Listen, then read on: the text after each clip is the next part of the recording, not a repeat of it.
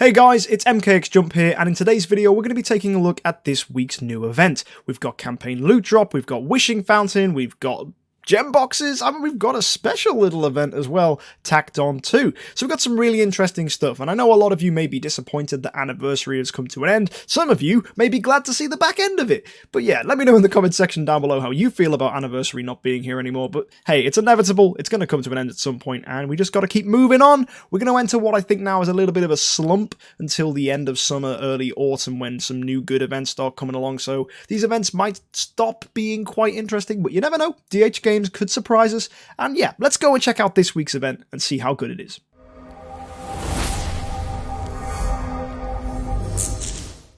With this being a campaign loot drop event and Wishing Fountain event, it should come as no surprise that we get a super wishing coin every day for logging in and 100 of the special event item. This week it's Hourglass, and an hourglass is filled with magical power. Will time flow back if you invert the hourglass? It's an event item used to exchange basically for items at the time travel shop, and I'll show you that shop a little later on. Now, let's go to the cool events and see what we have available to us. First thing, of course, guys, Almost Workshop is carrying over from last week, so if you haven't had a chance to build any of your artifacts if you wanted to, you can do so here. The value packages for this week have twice the amount of gems as normal. You get 600 hourglasses for the top one, 400, 160, and 50 going down.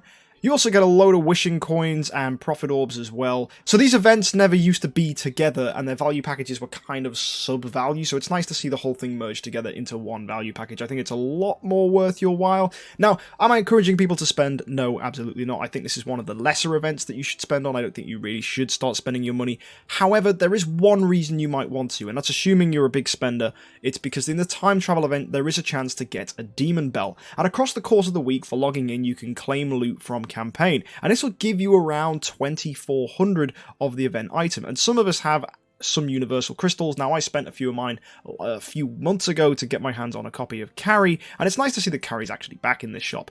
But anyway, what you can do is get around 2,400, but you need 3,600 to get a Demon Bell. So what you can do is go to the value packages, buy 2 of the top value packages, and get your hands on a Demon Bell. Otherwise, I know a lot of you will have saved your universal crystals, so hopefully you can get your hands on a Demon Bell. I know a lot of you have been itching for this to come back, so it's good to see it here. And actually, all of these rewards are really good. We've got Carry, a great hero for PvP, pretty much compulsory in the meta right now. Teams having 3 copies are doing amazing right now, and even just having 1 is much better than having no Carry at all. So an E5 Carry is pretty much essential for endgame PvP, so if you can get a copy of Carry, that's nice. Delacium, brilliant hero for PvE, doing lots of damage and turning heads, so definitely might be worth picking him up if you're inclined for PvE. And early players will love that a 5-star Horus is available also at a price point you can get for free. 2,300 shouldn't be difficult at all to save up throughout this event. So basically, just make sure you keep logging in every single day, multiple times, to keep on claiming. Never let that campaign loot fill up. Just keep claiming it, get in all your stuff in, and hopefully you can get 2,300 hourglasses and get that copy of Horus. Now, Horus is really good for early game players. He's one of the better heroes to make as your first E5 hero because he does so well in Seal Land, and you don't really need to have any pay-to-win artifacts to make him do really well. So Horus is definitely a hero you're going to want to pick up. The Aspen skin here, it's kind of cute, but I don't really encourage you to spend 1,500 of your hourglasses to get this. Instead, I'd much more encourage you to pick up Prophet Orbs, or if you were so inclined, Heroic Summon Scrolls. So they're pretty much the standard for the shop, and all in all, it's just basically what you'd normally expect from an event like this, but with really good rewards. These top 4 are absolutely awesome. Now, the Wishing Fountain event, we all got a little bit excited. It was leaked that it could be a priest from the Forest faction, and a lot of you were wishfully thinking it was going to be Olivia, but of course they wouldn't be that generous because it's DH Games. Instead, it's a Vesa. Still a fantastic hero for early game players, so if you can get your hands on a Vesa, she makes a great first 10-star, a great first E3, a great first E5. She's actually just a really good all-round early game hero. Does lots of damage, has great self-sustain, so she, as a functional unit, works really well on her own, and that's the kind of hero you want at the beginning of the game, just to focus on one hero that can do a lot on their own. So all in all, she's a great hero to pick up if you're a new player. And of course, guys, if you do your Wishing Fountain, you get your hands on Profit Orbs and Super Wishing Coins, which you can use in later events to get rewards, such as the Profit Orb event and the Super Wishing Coin you can actually use to spin on the Super Wishing Fountain. And hopefully, guys, fingers crossed, you can get something nice.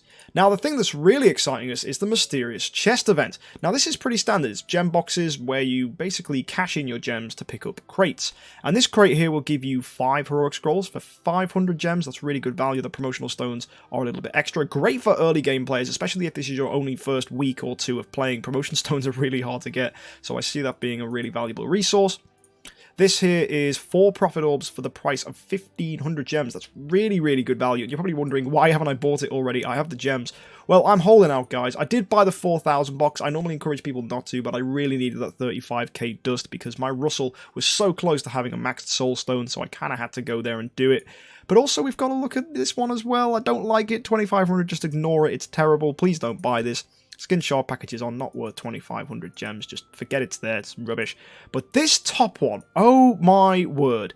They just keep on giving us the good stuff. Like, we've seen in here for 8,000 gems, Belrain, 30 guild coins, and 30 relics. And that's the best we've ever had. But this is still brilliant. Mim, a light and dark hero that's still in contention, with 30k guild coins and 30 glorious relics. It's just beautiful. Like, I need this copy of Mim for my second D5 Mim, and the guild coins, great for getting your guild tech up, and those relics are invaluable. They're any hero you want, or if you really want to go that way, you can get a skin. I wouldn't encourage you to. I'd just say go and chase light and dark heroes, or maybe Sherlock's when he hits the relic store. So there's some really good stuff to pick up here. And finally, the Glorious Boost. Oh my word, this is a ballsy play from DH Games, and I know exactly why they've done it. If you go to the relic store, you can see here they're selling pay-to-win artifacts for 400 relics. Now, Candy Cane, is it worth it? No. Kiss of Ghost, is it worth it? No. Punisher of Immortal, is it worth it? No. But Ruyi Scepter, oh, okay, that's gonna turn heads. Ruyi Scepter is exciting. Now, an upgraded Ruyi Scepter is going to give you 25% HP, 75 speed, and 50% control precision. It's the fastest speed artifact in the game. It gives a wad of health, and that control precision means that your control effects, such as Sherlock's ability to turn people into doves, is going to be way increased. It's really, really good, and there's 2 reasons you want to go and pick this Ruyi Scepter up. First is, pretty much it's kind of great to have on a carry. If you're building a speed carry, like mine is here with the speed skin, and you've got the speed boots from Minstrel's Boots, and you've also got Ruyi Scepter with a speed stone, you're making her as fast as possible, so when she resurrects, she's always going to be the quickest carry on the field, especially if you can get an active skill off from Belrain, even better. The thing that's going to really make this Ruyi Scepter being available for 400 relics appealing is the fact that last event, anyone who whaled was able to, through the 4th anniversary store, if you had any anniversary currency left, basically after you'd done all 50 flips, you could exchange it for relics. So I've seen people who've got 2,000, 3,000, 1,500, however many relics, they're in the thousands. Just that's a drop in the ocean. 400 is a drop in the ocean. And sure, okay, this is exclusively available and easy to pick up for whales, people who spend loads of money on the game. But I'm not going to complain. Like, I mean, sure, anyone who's just managed to save up 400 relics, look, I've got some here, I could go and buy that Ruyi Scepter. I'm very tempted. I'm probably going to wait and see how things go towards the end of the week before I do pick it up, because I kind of want to wait for Sherlock to hit the relic store, and that's going to happen in around 3 weeks' time, so gotta be careful on that one. I don't want to get myself carried away, so to speak, and not have enough relics for when Sherlock comes out. But I do really like this. Ruyi Scepter for 400 relics is an accessible way for lots of you free-to-play players to get your hands on a top-end artifact without having to spend. Sure, 400 relics is a massive price tag, but for some of you, it might be worth it. Generally, though, you have to bear in mind that 400 relics is 5 copies of a light and dark hero, so that could be a 10-star carry, that could be Mim, Belrain, Ada, just pretty much any decent hero right now, it could be. And that's the little bit that scares me.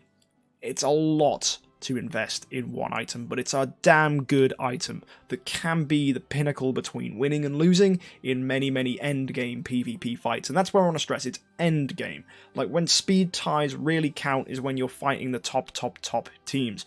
Now, for me, it's going to be a little bit of a clincher, because currently I've got an Augustus Magic Ball on my carry over here, and unfortunately she doesn't have maxed Ranger gear, because I need to wait for Grey Dwarf's Blessing to come along so I can actually pick up another set of Ranger gear.